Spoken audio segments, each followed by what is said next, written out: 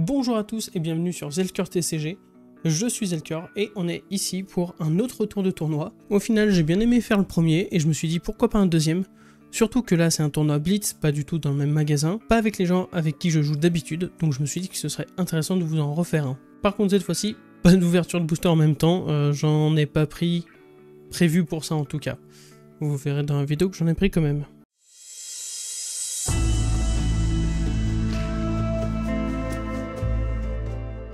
Dans un premier temps, je vais vous présenter très vite fait le deck que j'ai joué parce que vous me connaissez comme joueur Usuri, mais là j'ai testé Dash, du coup Dash tout court,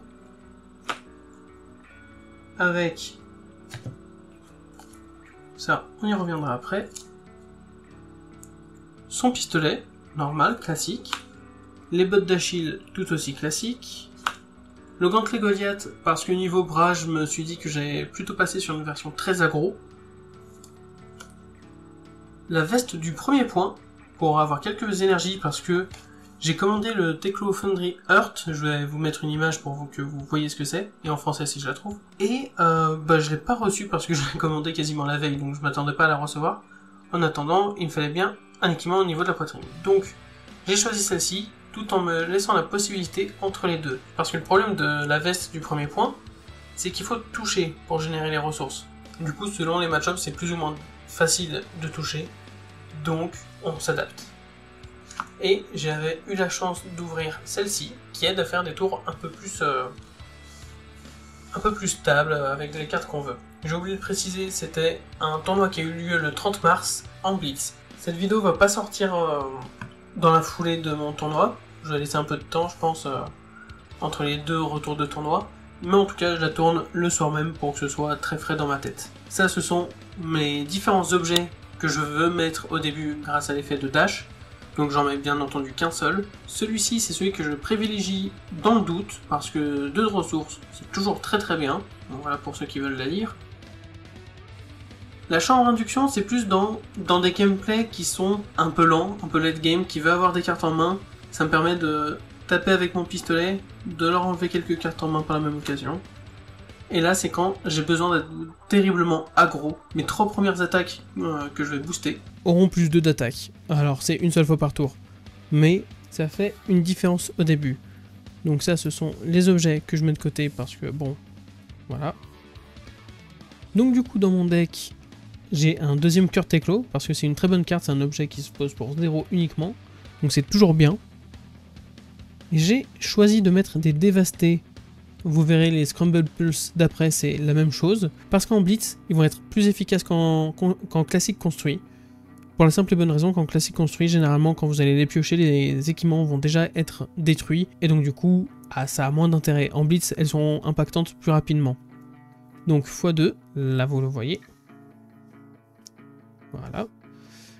Les Scramble Pulse, du coup, toujours contre les équipements. Ça, par contre, en 4 fois, parce que je la préfère, tout simplement. En fait, c'est une question de goût. Forcément, quelques boosts à 0. Les démarrages foudroyants, donc 0 to 60 en anglais. Le full set, là, c'est vraiment... On met tout. Cette carte est beaucoup trop bien pour ne pas la mettre. Ça c'est ma petite touche perso, je joue des objets, peut-être pas suffisamment pour Expediate, mais c'est un go again pour 0, et vu que je joue des objets, ça me permet de en mettre. Depuis ma main, donc je mets que les rouges quand même, ça suffit amplement. Les accélérateurs, ou throttle en anglais, ça aussi c'est de la bonne carte. En gros la version rouge va mettre 6 points, la version bleue va mettre 4 points, et en boosté. Forcément il y a l'intermédiaire avec les zipper hit ou les charges éclairs, que je vais mettre en 4 fois. Je vais faire un pas sur les jaunes pour cette fois, parce que bon, payer 1 pour taper à 3, je préfère payer 0. Mais ça permet d'avoir de l'agression un peu tout le temps. Là, on commence à arriver dans des finishers. L'impact à grande vitesse qui est plutôt un setup pour le finisher, qui va donner Dominate à la prochaine carte que je booste si ça a touché, et ça arrive à 4 pour 1. Cette carte a été très utile, elle a déjà pris plus de cartes que ce que je m'attendais pour pas qu'elle touche. Du coup j'en suis très satisfait. La charge utile, j'ai oublié son nom en anglais par contre, je suis désolé, j'arrive pas à vous le dire. C'est un finisher dans le sens où quand la personne est à 2-3 PV, un dominate comme ça finit. Surtout avec les gantelets, si on a conservé jusque là, ça donne un petit plus 2, ça permet de finir. Donc 2 rouges. On va pas s'embêter avec d'autres couleurs pour les finishers. Je l'ai pas vu beaucoup jouer, mais Maximum Velocity est une carte que j'apprécie énormément. C'est aussi pour ça qu'il y a autant de boost à 0. Si on a boosté 3 fois, on peut la jouer, et pour 2, on va taper à 10. Donc une fin de chaîne très sympathique, surtout que si on a un petit rap de points d'action, un petit coup de pistolet à la fin, ça aide toujours. Dans les actions non attaque, j'ai mis les octades intenses, que c'est mon frère qui les a commandés pour moi, et il me les a donnés le matin même. Donc parfait timing, s'il avait oublié, mon deck aurait été moins fort. C'est une carte que vous pouvez voir qui est très très forte, et ça permet de faire 1 ou 2 attaques, et d'enchaîner avec 2-3 attaques du pistolet. Ça aide énormément. Là vous les voyez toujours, Idée de génie, parce que je joue des objets, et surtout que j'ai jamais dépensé aucune ressource pour la jouer. J'ai toujours joué pour X0 pour aller chercher des cœurs Téclo, notamment en fin de tour. Ça me fait piocher une carte si j'ai boosté en plus. Mais c'est surtout un petit truc très sympathique. Ça peut aller chercher les grenades boom. Et quand elle entre dans l'arène avec l'idée de génie, on peut démarrer. Donc lui retirer un marqueur vapeur et regagner notre point d'action. Vu que idée de génie n'a pas de go again. Donc ça nous permet de lui donner virtuellement et de faire un tour un peu plus cossu. Et ça pour l'agressivité, pour ceux qui ne savent pas du coup, toutes mes cartes d'action d'attaque mécanologue, dès qu'elles touchent, elles font trigger la grenade. Et ça va mettre 4 dégâts. Donc, voici avec quoi je suis parti. Là, normalement, vous voyez un peu toutes les cartes. Donc, de toute façon, je vous les ai présentées. Et du coup, pour que vous ayez une idée, il y avait 2 Azalée, un Max, un Vincent et un Bravo. À la première ronde, j'ai affronté Max et c'est pas qu'il y avait no match, mais pour la première, j'ai réussi à prendre la tempo très tôt dans la partie, avec notamment un tour qui m'a coûté beaucoup d'équipement. Donc celle-ci, quand j'ai touché pour avoir de la ressource, celle-ci pour avoir un dernier coup de pistolet à la fin, ça pour avoir une attaque qui est très impactante, et forcément le pistolet pour le petit dernier coup. Et bah avec ça, d'autres attaques qui ont boosté, mais généralement pour 0 ou 1, donc c'était les démarrages foudroyants et zipper hit. Je les ai sous la main, ce serait dommage de ne pas vous les montrer. C'était un petit tour avec ceci, et du coup pour le séquençage, c'était assez apprécié, parce que mon Scramble Pulse m'a servi à pitch, bien qu'avant j'ai fait un petit démarrage foudroyant. Donc j'ai proposé 4. Ensuite, j'ai pitch mon Scramble Pulse qui m'a donné 3 de ressources. Pour un, j'ai fait une charge éclair. Pour les 2 autres, j'ai fait un throttle. Rien que là, je propose 13 de dégâts. Sauf que le throttle était sous le gantelet de Goliath. Donc 15 de dégâts. Avec ça, j'ai généré quelques ressources. Et avec ceci, un autre point d'action. Ce qui m'a permis de faire un coup de pistolet. On rajoute 2. J'étais déjà à 17. J'étais en go second. Donc j'étais le deuxième à jouer. Et ce tour-ci l'a mis un peu mal. Et j'ai réussi à le faire bloquer suffisamment pour le loquer. Et du coup, la première partie s'était passée plutôt facilement. La deuxième, oui, j'ai oublié de préciser que c'était en BO3. C'est-à-dire un best of 3. Donc on va faire une première game, une deuxième. Et s'il y a un partout, il y aura la troisième. Sinon, on s'arrête à 2. Et la deuxième était plus sérieuse. Mon adversaire avait déjà un peu plus compris comment se jouait mon dash. Il a su bloquer quand est-ce qu'il fallait. Il a généré énormément d'hyperpilotes entre les tokens et la pause. Ce qui lui faisait des tours qui pouvaient être explosifs, mais j'avais réussi à le lock. Ce qui m'a donné la victoire en 2-0. Le match d'après, c'était contre le frérot. Il est venu avec Bravo.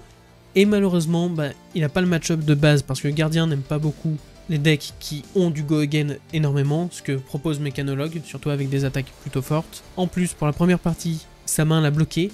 Il a eu une main full rouge, il ne pouvait pas du tout attaquer, ce qui a été l'ouverture parfaite pour mettre des gros dégâts. Pas grand chose malheureusement d'intéressant à dire sur cette partie, il n'avait pas le match-up, son deck a briqué sur la première. Sur la deuxième, il s'est beaucoup mieux débrouillé, même si ça n'a pas suffi, parce que Gardien ça a vraiment du mal contre ces decks là. Et on arrive déjà à la troisième et dernière partie, j'ai affronté Azalée, et la première partie commençait très bien. J'ai réussi à prendre le tempo très rapidement. Il faut dire aussi que mon premier tour, j'étais en go second encore une fois, a été dévastateur. Pour le coup, c'était vraiment le cas. Déjà, j'ai commencé contre Azalea avec la cœur éclos pour pouvoir faire beaucoup plus d'actions dans les premiers tours.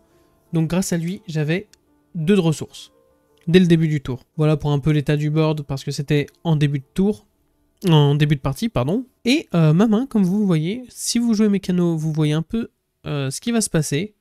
J'ai commencé par un expedite pour essayer de lui sortir des cartes de sa main parce qu'avec les effets on-hit, les gens ont tendance à bloquer. J'ai continué sur un démarrage foudroyant, toujours à 3 malheureusement, parce qu'il était jaune. Mais il l'a bloqué. Et j'ai pu, grâce aux 2 de ressources du cœur éclos, lancer Throttle à 6. Cette fois, il a décidé de prendre 3 des dégâts. Et c'est tout ce qui suffisait à mon plan pour non seulement casser ceci pour récupérer 2 ressources, et ensuite activer ceci pour un plus 2 à ma prochaine carte d'action d'attaque avec un coût supérieur ou égal à 2. Bon, ça a brisé la chaîne, donc ça partait. Mais ensuite, je vais proposer, vu que j'avais boosté 3 fois ce tour-ci, un maximum velocity avec un gantelet Goliath, donc à 12. Au total, ce tour proposait 24 de dégâts. Dans un format comme le Blitz à 20 PV, c'est dévastateur, il n'a jamais réussi à revenir. Ça l'a mis énormément dans le mal. Il y a d'autres tours qui ont continué à le descendre un peu dans les PV. Et une fois que vos adversaires, surtout en Blitz, sont à 2, 3 PV, 2 c'est mieux, 1 c'est encore mieux, ceci est la clé de la victoire. Ça épuise ses mains, il ne veut pas perdre, donc il va forcément bloquer et vous mettez des coups de pistolet en boucle. Le tour qui a scellé son sort, c'était celle-ci. Parce qu'effectivement, ça a commencé à lancer la boucle du pistolet, à lui mettre des dégâts et à le baisser à 5. Il aurait peut-être dû laisser passer quelques attaques une fois qu'il était à 5, mais c'était trop tard. Du coup, ce petit pistolet a fait la première game en tout cas, et m'a sauvé de terribles situations. C'est le petit 2 de plus en fin de chaîne qui peut faire vraiment mal à force. Et arrive la dernière partie contre Azalea. Même setup de son côté, même setup du mien, mais la partie s'est pas déroulée exactement pareil. Il n'y a pas de moves qui ont été vraiment exceptionnels, mais par contre, il y a eu énormément de micro-décisions de ma part, qui ont fait que la partie était très intéressante. On était tous les deux à très peu de PV, je crois que j'étais à 2 et lui à 1, et c'est là où il commence à compter ses cartes. Il a si bien fait. Il a vu qu'il y avait très peu de flèches qui étaient passées, beaucoup plus de boost. Il n'avait pas d'infos sur le dessus de son deck, il a quand même fait l'effet d'Azalea. Il est tombé sur une flèche, il est venu à 5 dominate, et j'avais que 2 PV et aucune défense réaction vu que j'étais full aggro. J'ai perdu là-dessus. C'est la première personne du tournoi à m'avoir battu. C'est dommage, j'aurais bien aimé faire un perfect, mais même avec cette draw, j'ai fini premier. Mais suite à des problèmes de livraison pour l'Armory Kit, je ne suis pas parti avec le tapis qui aurait dû être Olympia, je crois. Et tant mieux, je suis pas fan du héros. Par contre, je vais vous montrer le tapis que j'ai eu. Le premier tapis que je gagne de Flesh and Blood. Un petit tapis Icelander d'Everfest. Ça me réjouit. Je n'ai jamais joué le perso parce que quand je suis arrivé dans Flesh and Blood, elle était en train de sortir de la méta. Enfin, il y avait eu d'abord Lexi, mais je me suis pas trop intéressé. Icelander avant qu'elle sorte, et maintenant qu'elle est sortie, bah forcément je vais pas m'y intéresser. Mais je trouve l'illustration magnifique. Je suis très content d'avoir gagné ce tapis.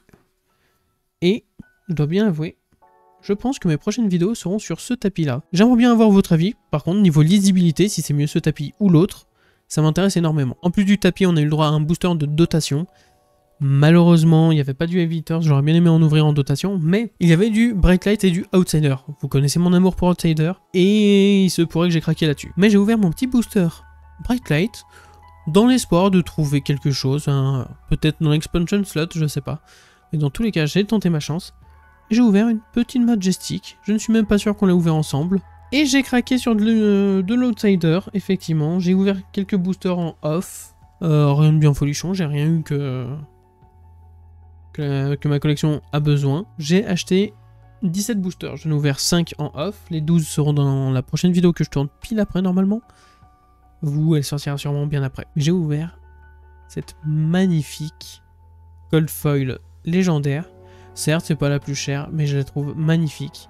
Et je suis pas allé voir ma collection encore, mais je crois bien que c'est une Cold Foil qu'on a déjà ouverte. Et ça me fait un peu bizarre de me dire que j'ai un doublon de Cold Foil du coup. Cold Foil légendaire en plus.